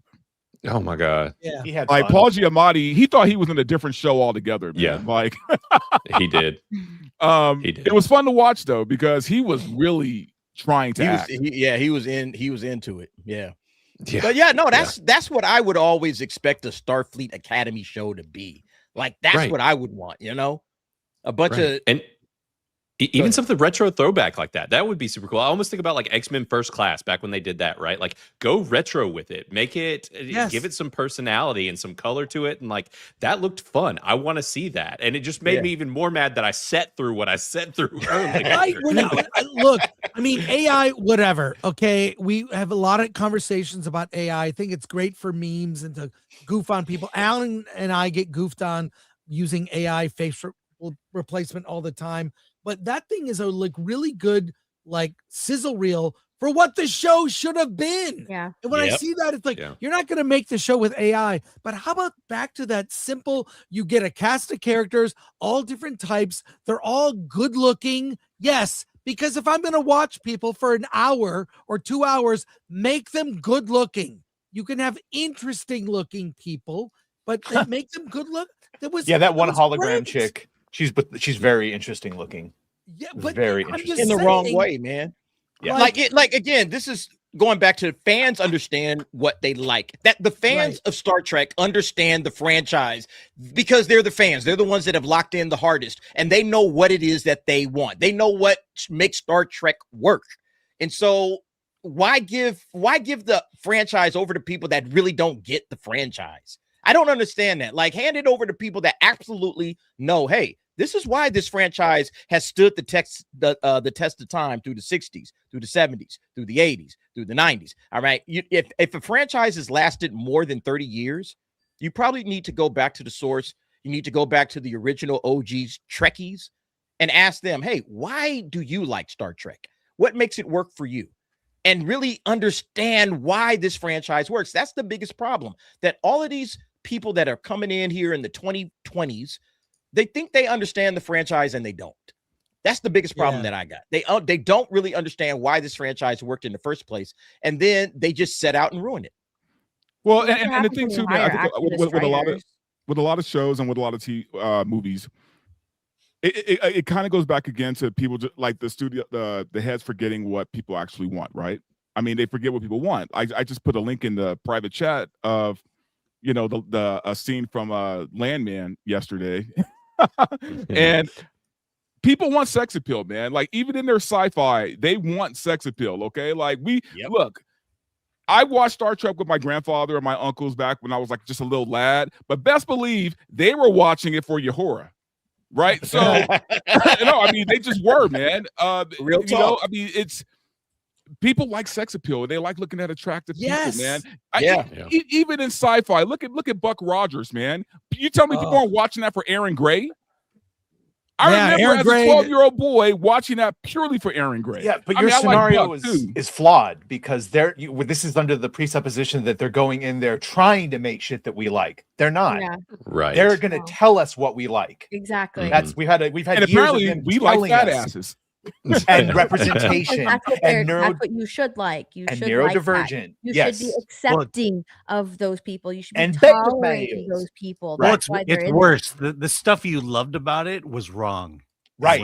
Right. Yes, That part pisses me off. The stuff that you liked about it is wrong. It's toxic. It's wait. Why they change misogynistic. That's not right. We're going to come in as activist writers, pretending to like this franchise when really we just want to change it. We watched it and we saw the problems that are in it in the past, things that you've liked, and now we're going to change them and tell you should like this instead. Hey, breaking news! Breaking news! TV? From Verbal Riot's X account. Just what did you say in this X post? Oh, I was praising Taylor Sheridan for knowing what his audience wants. Oh, he knows. I mean, it's just a girl proud to be an American. There is no reason for this particular shot other than to give the people No what they reason. want. There's no reason. There's no reason this shot needs to And God exist. bless him. Yes, there is. Yes, indeed. Man. Landman. Watch Landman. Watch Landman. I haven't checked in. I haven't checked into Landman, but I'm about Check in. Yeah. Now I've seen it all. Verbal, A white woman with a booty. Verbal Riot Show. I gotta bookmark that one. Yeah, There we bookmark go. that. Chris Yeah, save gonna it come for back later. to that later. Chris gonna Bookmark be it watching for that research. Quite frankly, Exactly. We're quite gonna frankly, I'm just saying. I've seen all I need to see of that show. I could just move that. But again, Dante's right. Give the people what they want, and they'll show up with their money, and they'll give it to you. As Where long was as the you give us holodeck what we scene? want. Where was the holodeck scene where they walked in on a student and he had hacked it and he's on Ryza with all the chicks in bikinis and he gets yelled at for misappropriating the holodeck? Right. Like, find a fucking reason. Or he turned off the safety things and he's in a gladiatorial combat with do anything. Right. Have him fight a Gorn and flash so it gives remnants of or memories of Kirk fighting it, and then find out if it's a student that hacked it. Like, where's the fun? Where's the booba? What are we doing? Yeah. Right. They don't want it, though. Watching Starfleet Academy makes me think of what a great character Wesley Crusher was. Shut up, Wesley. Wow. Hey, let's It's move going on. there, huh? Let's move on to we're going late today. This is our last topic for today.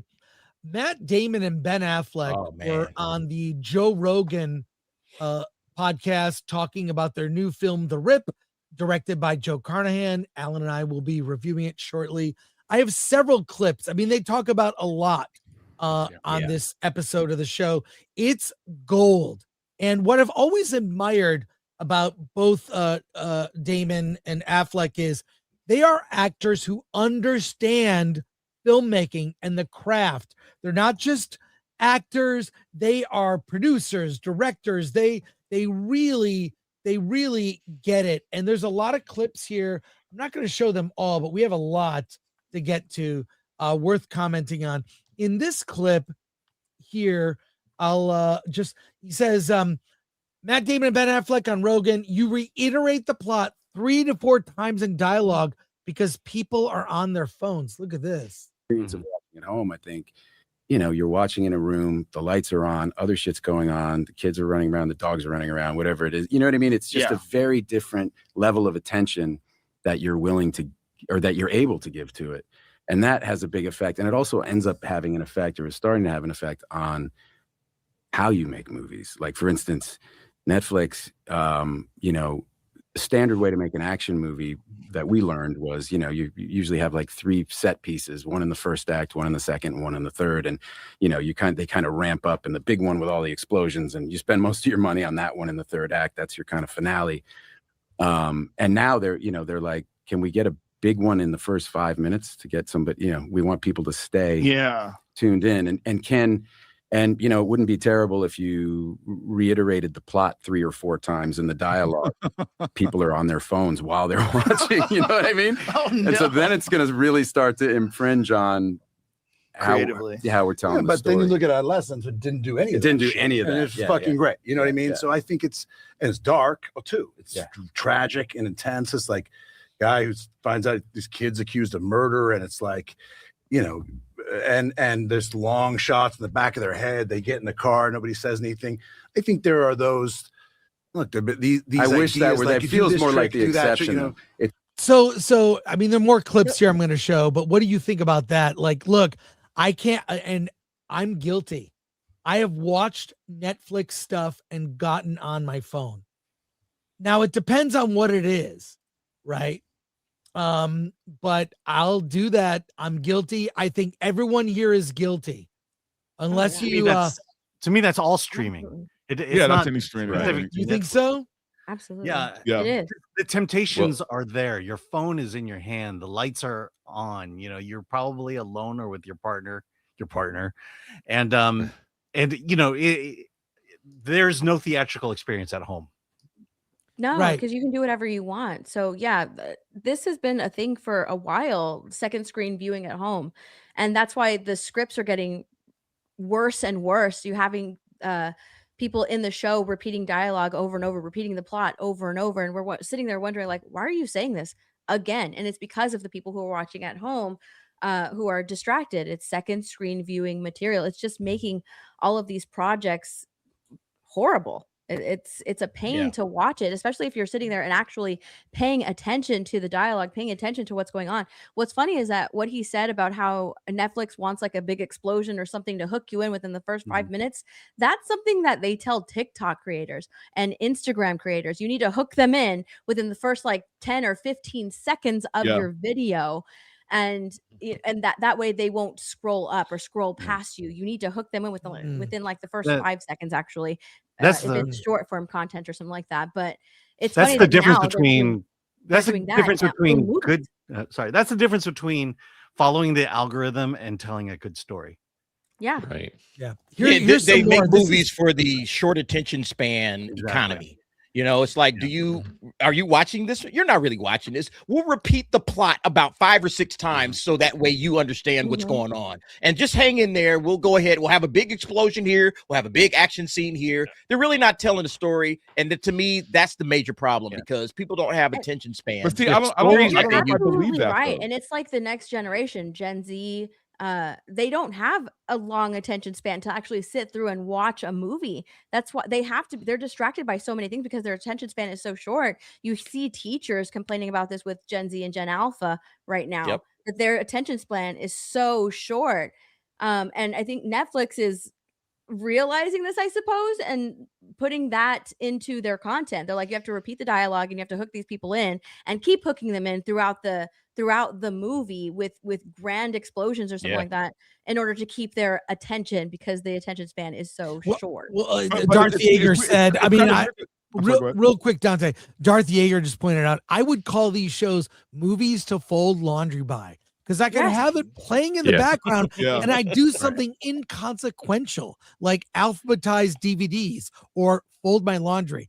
You know what good stories are? They're engaging. Good stories are engaging. They make you stop what you're doing and invest yourself in that story. Yeah. And what we're doing now is we are just flashing images in front of people, giving them dopamine. Welcome to Dairy. Right. Yeah.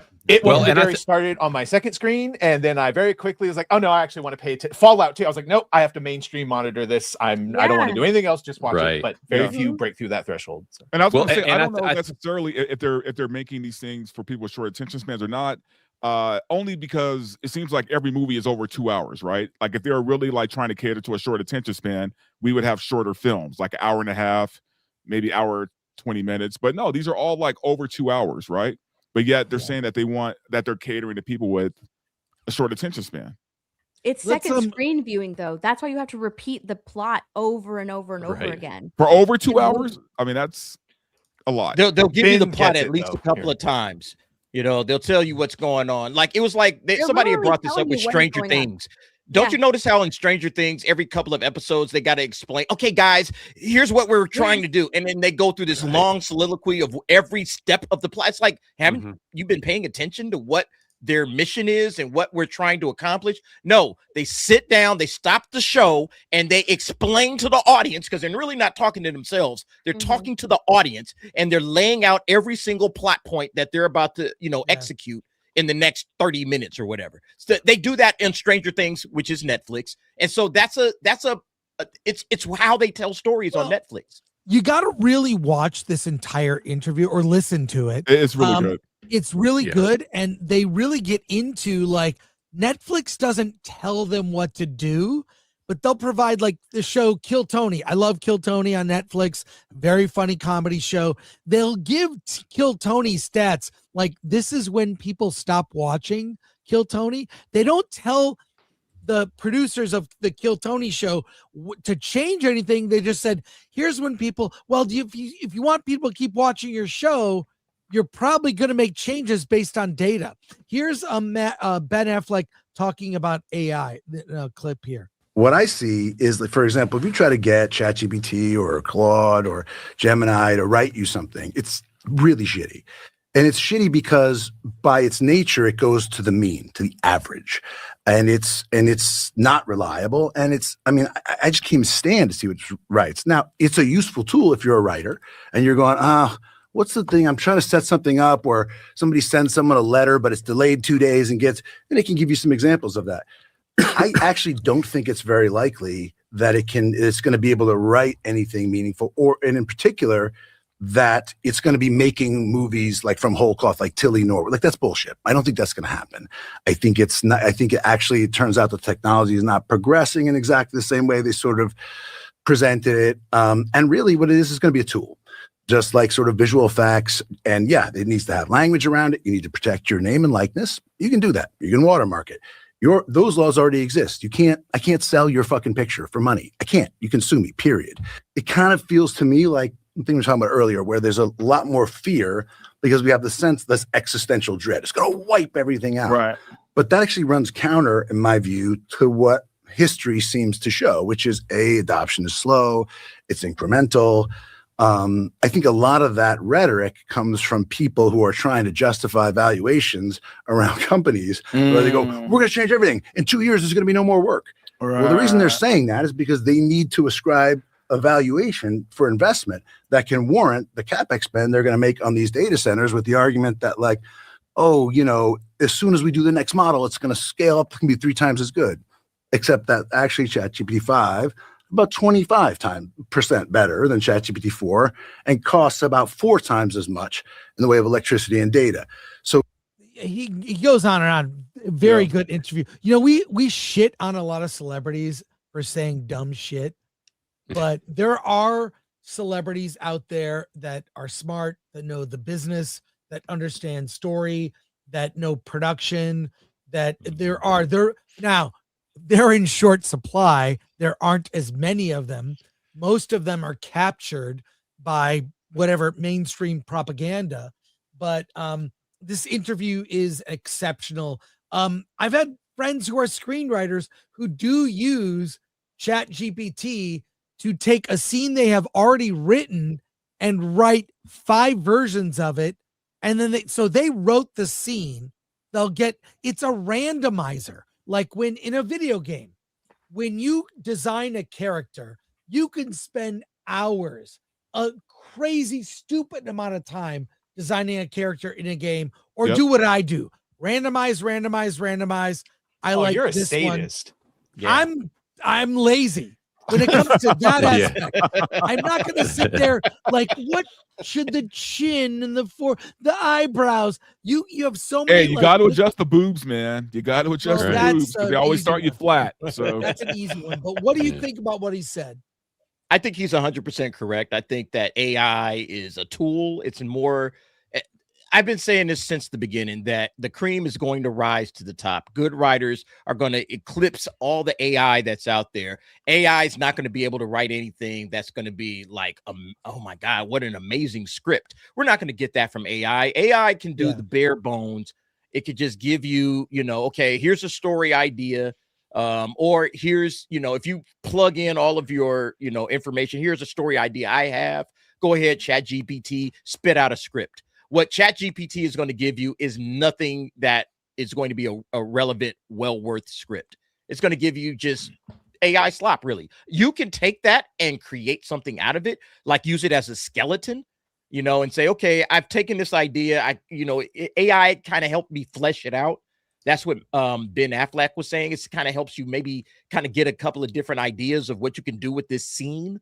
But it's not going to write the script for you. It's going to take actual human beings to write great content. And then, like I said, the cream's going to rise to the top. So people that are using AI right now, and I got a lot of buddies that are writers or trying to be writers, and they're using AI. They're absolutely using AI, but they're using it to kind of fine tune some of their ideas or get a broader picture of what's possible. And then they're diving in and they're, tinkering with it. But they're still writing the script. They're just using AI as almost like, hey, I need 5 different ideas of what I could do with this particular scene, and that sort of thing. And I think that's fine. I don't think there's a problem with that. Yeah. We use AI a lot in this day and age. We use all kinds of stuff. So I don't really have a big problem with it. Yeah. And I've always said, look, I think AI is great to use as like a proof of concept, right? Like you have an idea. You want to see what it looks like visually before you start filming, use it for that reason. I look, as much as I champion AI, I have never said that at some point it's going to work on its own, right? I've tried it. I just out of shits and giggles, I asked AI to write me a script, and I gave it all the details about what I wanted the movie to be about, and it was garbage. It was like the worst thing I ever fucking read in my life. AI is not going to ever get to that point. But if I'm a good prompter, if I know what I'm doing, yeah, I could use AI to write a script, right? And that's what it's going to come down to, is the people who know how to use it versus the people who don't, right? It's not going to be AI itself that's going to put people out of business or out of work. It's going to be the people who know how to use it right. Yeah. Right. Yeah. I mean, you can't completely ignore new technology because you'll just get left behind. That's what happens. It's always the case with new tech. And so that's the thing, is if we pretend like it's not there, it's just people are going to use it as a tool to surpass you and essentially put you out of a job at some point. So you at least got to know it and understand it. Well, and there's also there's always going to be people who like overuse it, right? I mean, like, look at the volume, right? How many fucking studios overuse the volume now? To the point where not anymore. AI has put the volume out of business. It's gone. AI, look, volume stages are going for 50 cents on the dollar, half price. Wow. A friend who you might know, like he's telling me the volume stages, like, now that's gone. That's AI has completely replaced volume stages. Wow. Okay. Yeah. Kind of crazy, right? Yeah. No, that's I still think that what AI will do is speed up the process for writing.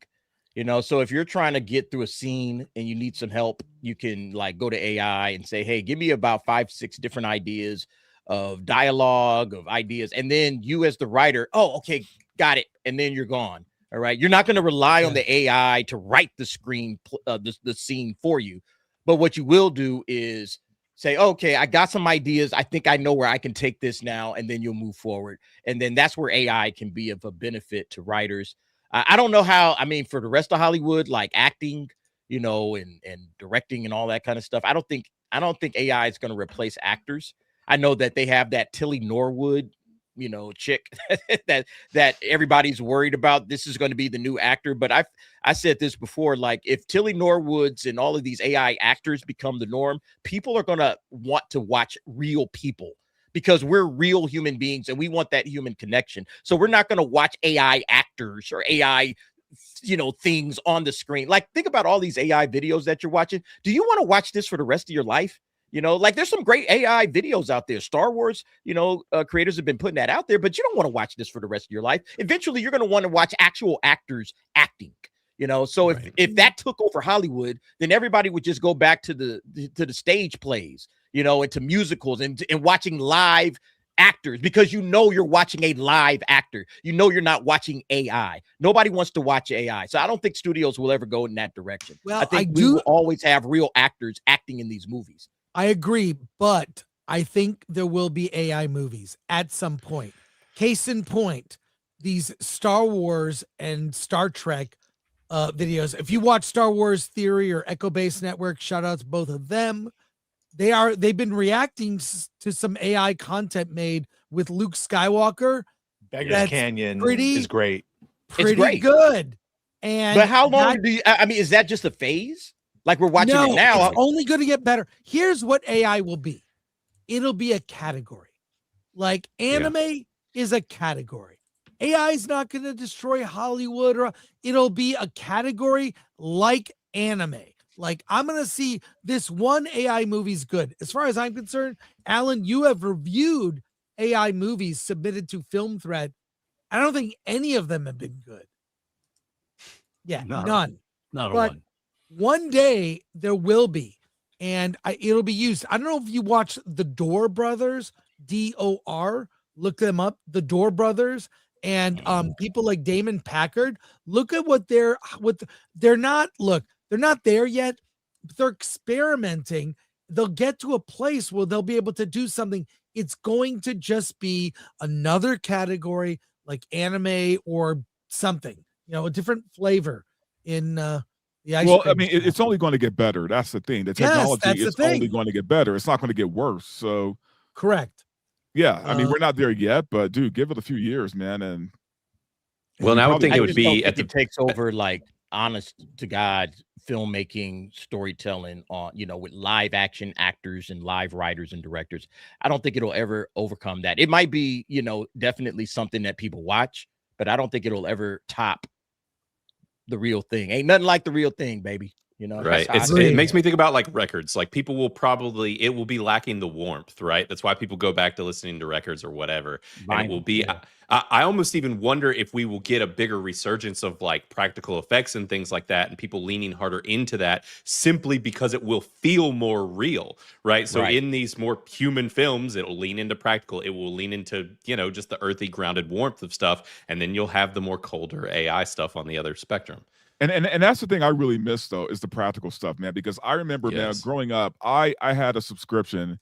The very first subscription I ever had to any magazine was Fangoria. And I remember I wanted to be a makeup artist so bad back then, like a special effects artist. I mean, I really kind of, and I think horror might be the only genre where they're still using practical effects. So I don't think that's going to change. But yeah, I mean, have you seen this, Dante? Have you seen this? I'm a big. I bought the first issue of Fangoria ever.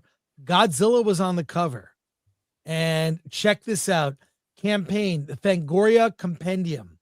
Wow!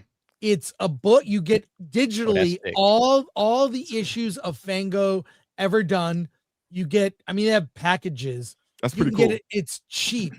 I'm thinking of doing something similar for Film Threat. Ooh, you should, man. That'd be cool. So all the issues of Film Threat. Yeah, you should. So yeah, I contributed to this. Go through Rippaverse. Yeah, right. I gotta contact Rippa. I gotta contact Rippa and see if he would print it.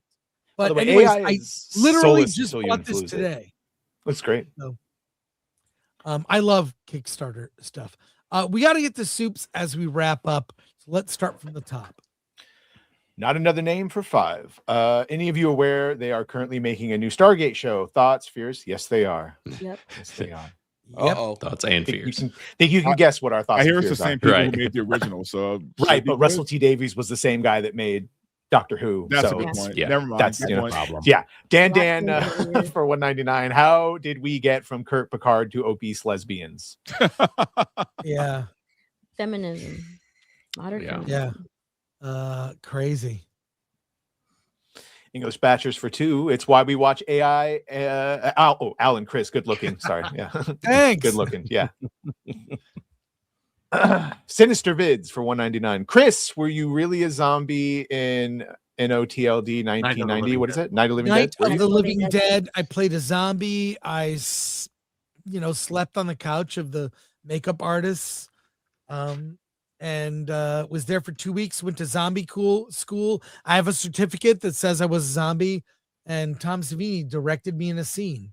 Nice. I've got, That's awesome. I'm on the back of like the DVD box. There's, I mean, you wouldn't know it's me.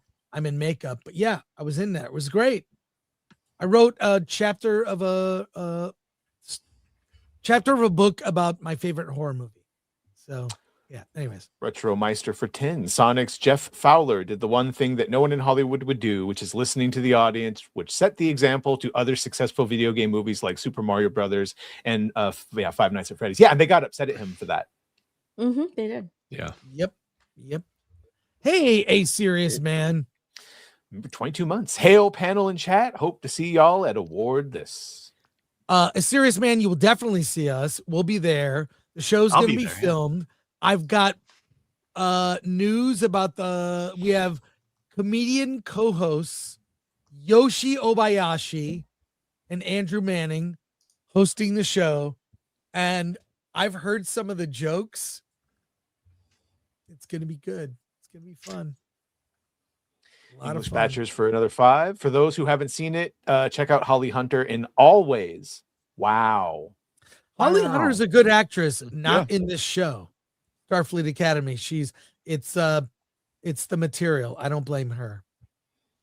Retromeister for 5. Seeing Jason Bourne and The Accountant talk about AI, deepfakes, and the future of entertainment feels like a self-fulfilling prophecy on screen. Oh, that's great, Retromeister. Thank you. And thanks to our mods, everyone out there, MK Solid, Lord Thothy, the mods, appreciate Atomic Lori and Glanuccio, our producers. Thank you to our panel. Everybody, as we wrap up, go around, plug your channel. Steph, My Nerdy Home. You can find me on YouTube, Instagram, and Twitter. Sweet. Dante. Yeah, guys, Verbal Riot, YouTube, Rumble, and X. Follow me all places. Derek. Yo, Derek Anderson, the DA. Check me out on YouTube and on X. I'll be on the Nightcap on Tuesdays and Thursdays, and we'll see y'all on the next one. Blaine, you can find me on Criticless Cast. Go sub over there, and then I will be heading over right after this to Monday Hangover on Drunk 3PO's channel to talk about Hook, which is going to be super fun. That's great. Say hi to Drunk. Yeah, I will. Yeah, Alan ain't.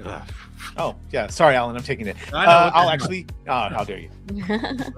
No, Alan. Well, pick one of us for Christ's sake. Badgercast, 30 minutes. Wait, what'd you say? I'm actually streaming with Drunk 3PO later today on the Golden Age podcast. But before that, Badgercast, 30 minutes. We'll talk about A Night of the Seven Kingdoms. Nice. Yeah. And Drunk 3PO not allowed on this show. Yeah, right. Ever. Alan and I will be back on Wednesday for Hollywood on the Rocks. You'll hear all about episode 3 of Starfleet Academy. Yes, prank and wars also check and out co-ed showers. The Film Threat shop is going to have some new merch, and the Film Threat interns will be modeling it. They look great here. Have a great rest of your Monday, everyone. Take care. And Alan, let's get out of here.